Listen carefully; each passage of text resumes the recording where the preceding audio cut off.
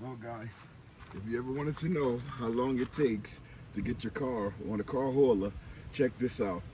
It's travel day on this episode of the Smalls RV Adventures. Let's go, baby, let's go. Getting a car up on a car hauler is not that hard. You just have to make sure that you are on the ramps, and then you can just ease the car right on up. It's that easy. 1, 2, 3. Is it always the guy's job to throw out the trash? I find it, me and my older son, we're always throwing out the trash. We're going to get the girls involved pretty soon. Shouldn't be just our job, huh? Don't kill me, ladies. Everyone's laughing. All right, I'm over here throwing out the trash, hopefully not finding any raccoons. It's always a special occasion or a scary occasion when you open up the trash over here because you don't know what's going to be in there. One time a raccoon came out, but I had Mac and he came out to save me. Let's go. We're about to hit the road. It's a nice day. Hopefully it stays that way. Hope I'm not making too many people mad back there because there's a lot of people waiting. So I'm going to try to go after this car right here. Oh, it's one more coming. And, oh, that car stopped. So I'm going to go and maybe, oh, some cars went through the gas station. I don't see why all the rest of them didn't do that. But now the speed limit is 35. It's not that many more curves. I feel sorry for some of the people that are behind us. It is loud, the motorhome. The engine is in the front.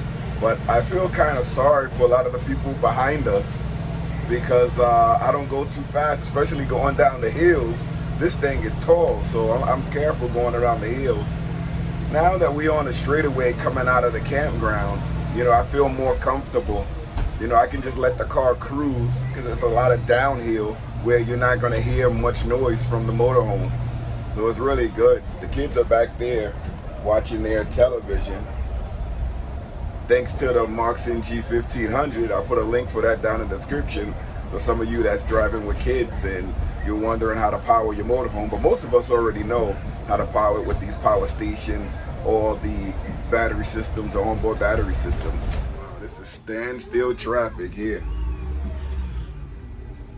Wonder how long we'll be in here. We're hungry. We're gonna go boondock at Walmart and have some lunch. We left right before we had lunch. So we didn't get to eat, and my wife just suggested we go to Walmart and boondock halfway through the trip so that we can get something to eat. And Walmart ain't that bad because once you get to Walmart, you can feed the whole family for about 20 bucks. So that's not bad. That's almost the same price it costs you to make the food yourself. So Walmart, that's the way to go. You want to check up on the kids? Look at this. Look at those heads. One is sleeping. We're admiring this Corvette over here, but there's a lot of cones. Some of them knocked over. I wonder if those big trucks knocked them over. I wonder if I will ever knock them over. You can see in the mirror here in the camera, it's like you can see if you're inside of the yellow line, well, the white line, the solid white line to the right, and the lane line to the other side. You can see when you're coming in and out. I just went around a cone there. But that's the good thing about this camera. You can always know when you're in and out of the lines. You also realize how big your rig is. Sometimes your rig is totally huge and you just fit in these lines. One thing that's funny is that I've been driving these huge vehicles for more than 20 years. So it's like when I'm driving this, I get used to it pretty fast. You know, I've been driving like different types of vehicles, so this one is just like a different type, but a lot of them have been wide and long and tall, not as tall as this. And then we was driving the other RV. This is just like high up in the sky, like one of those big 18-wheelers, but still, all the experience over 20 years makes it a little easier when you're driving it.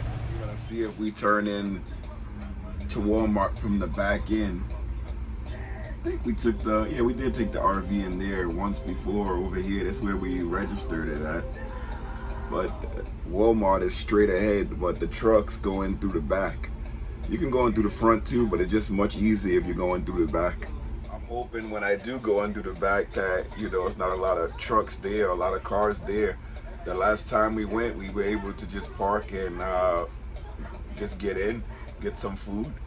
But this time we have the holder in the back, so I don't know how easy it's gonna be.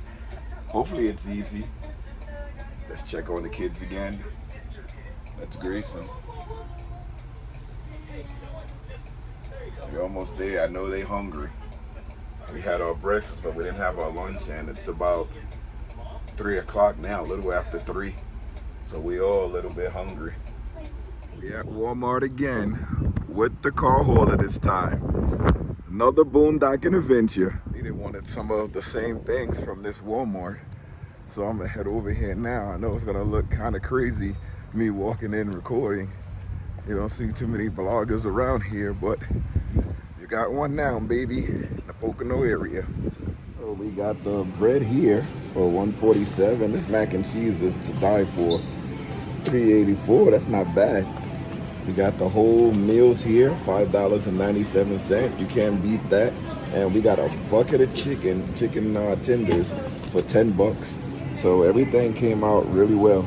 Let's go pay now so we can enjoy this food. One thing I like about Walmart, you can never go wrong with the prices. The prices are always on point here. Feed all of us. $31.81. That ain't bad. Look at the prices there. I was so excited. I forgot to put some of these things in bags. Well, not some, all. So I got some bags on the side to put them in when I put the cart back. Walked out of Walmart like I owned the place without putting anything in the bags.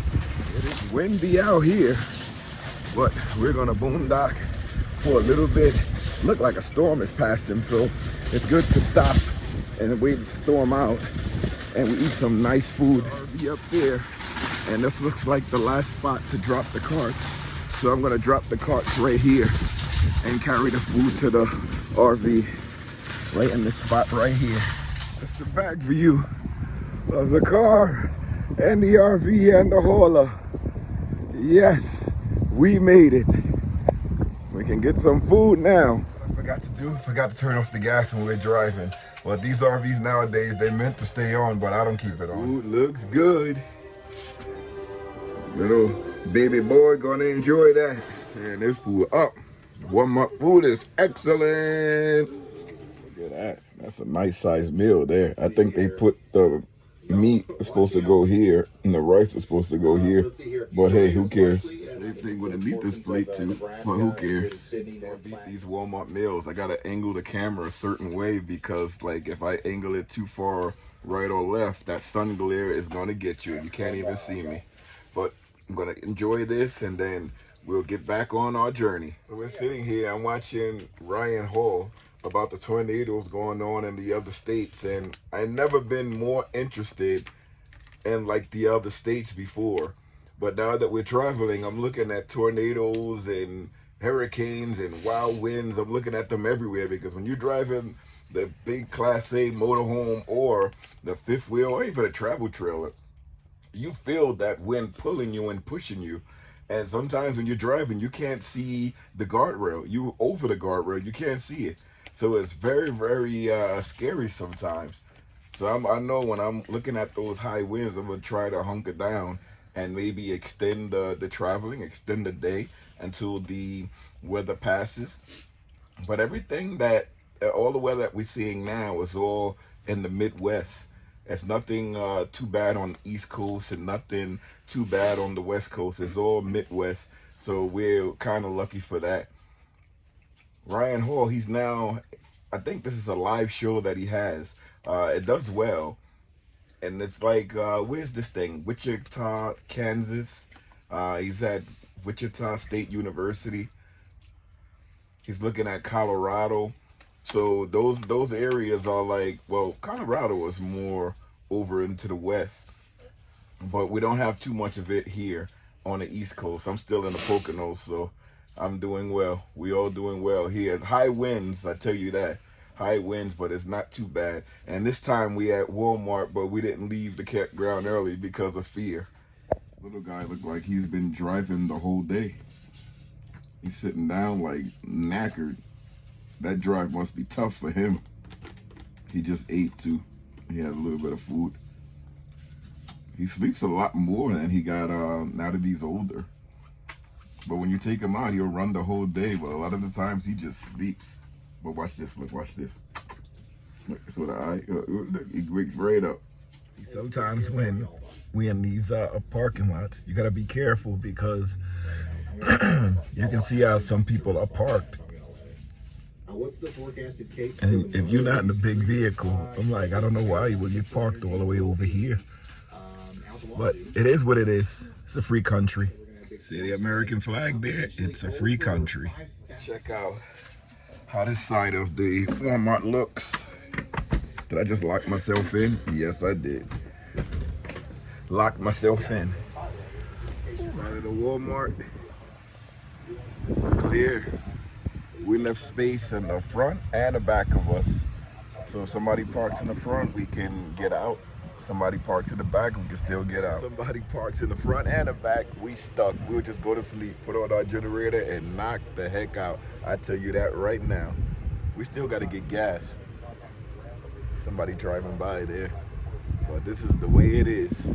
We're all the way in the back of Walmart. We're not all the way in the back. There's still another few lanes ahead of us, but this is like the last set of lanes all the way in the back. Walmart is just down there. You can see the tip of the W. If I put the camera out, then you can see a little more of it, but that's Walmart down there. It's time to hit that road again. We had a good stay and a good lunch. Now it's time to get back on the road. I need to get some gas too. Hopefully the rest doesn't rain, you know. It looks like it's gonna rain and it's windy. So let's get the gas and get on the road. We're back on the road. We got out of that Walmart, same way we went in. I love Walmart, especially the super centers, because they have a lot of room. Especially like if you're gonna stay overnight, you're so comfortable in there. Everyone don't know what luck he's having. He's getting travel and comfort. He's getting fed, he's getting everything in there. We're waiting for to get gas now. We just hope nobody jumps in the way. Got one guy getting ready to move. It looks like he's about to move. Please, God, we're trying to get into this pump here, but we have to wait for this car to move. We pulled in just enough so that we're outside of the street. So I don't mind waiting here until we can get a pump. If you guys can see this through the window, let me zoom in. That clearance is just enough for me to get in. And on this side, it is 13.9. So I'm able to get in both sides here. Let's see if I got enough room. The last time I didn't have enough room. Well, I didn't lock the door either. But let's see if I got enough room now when I come over to the side here. Gotta go around the short way because the trail is there. It looks like we have enough room. Lined it up good this time. How much is gonna cost this time to fill up? Last time it was about 60 bucks and we had about a quarter of a tank to fill up. It's about the same this time where we have a quarter of a tank. I like to fill up in Jersey. A lot of times when we're in Jersey, the price is so much cheaper than when you're going to New York or over here in PA. But anything is better than California, I tell you that. But let's see where this amount takes us today. The total came up to $50.99 for 15 gallons. Got a little sputter there. Oh, I guess it was going in too fast because it kind of sputtered on the ground there. Driving through these communities, it always makes me laugh because you're usually the biggest one coming through here, and we're like over 50 foot of vehicle here coming through these communities with these small lanes. But we manage. It's not too bad. We're used to it. Check out this hill. You burn up all your brakes over here on this hill right here. I mean, you can't just let it roll, but there's a fear of somebody coming down this hill. So I usually just take it slow so I can have maximum control of the RV, especially with the car hauler. This thing probably goes 50 miles an hour going and down this hill, but I'm gonna let it go now. And then to give us a little wiggle room to go up the hill. Because you can feel the engine braking for you. So you're not tearing up your brakes. You can actually feel the engine. See, this is the turn right here that I worry about. You see? Car right there. That's what I worry about. That's why I don't go too fast.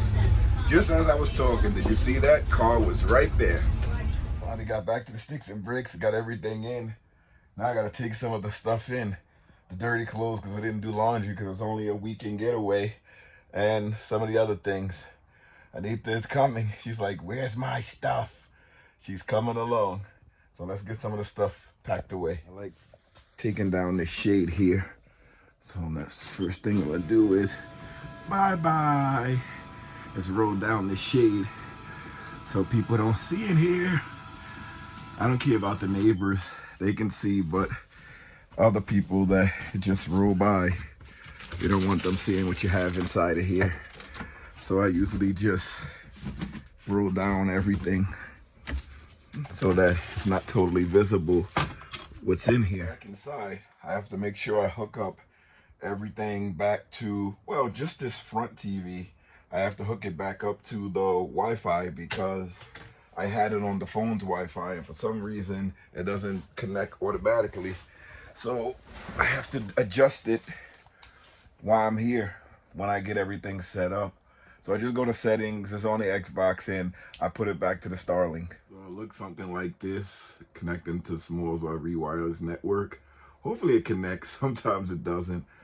And then I just have to like go in and do it again. Maybe I was going too fast and pressed the wrong thing. But once it connects, I'll come back. This thing from Atoto, I put it in the RV window. It's pretty cool, right? You know, I can change that. Sometimes I put the different things to catch people's eyes when you're driving at night or over you in the campground. I was able to get the internet started. I was putting the password in wrong. Whenever you're rushing, that happens. But let me finish taking this stuff back in the house. And thank you guys for watching. The kids are back in the stick and bricks. They were waiting for me to walk in with their laptops. First thing they said is, Dad, can I have the laptop? I'm like, go get the laptop, kids. And is this fridge on? I just pressed the button here. So I just let them stay in there, and I'll bring all the stuff in. It's exercise for me. I get my steps up. When we went away, I went over 10,000 steps. We're right before we hit the campground. I had almost 11,000 steps, so I don't mind doing it. It's exercise for me.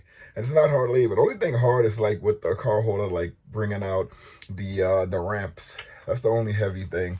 But besides that, everything else is just easy. It's just going with engines and driving. And this walking is like very low impact. But thank you guys for watching. And I see you guys in a few days. Please join those lives. If you stuck around this long, join those lives and support us in there. See you guys next time. Thanks for watching.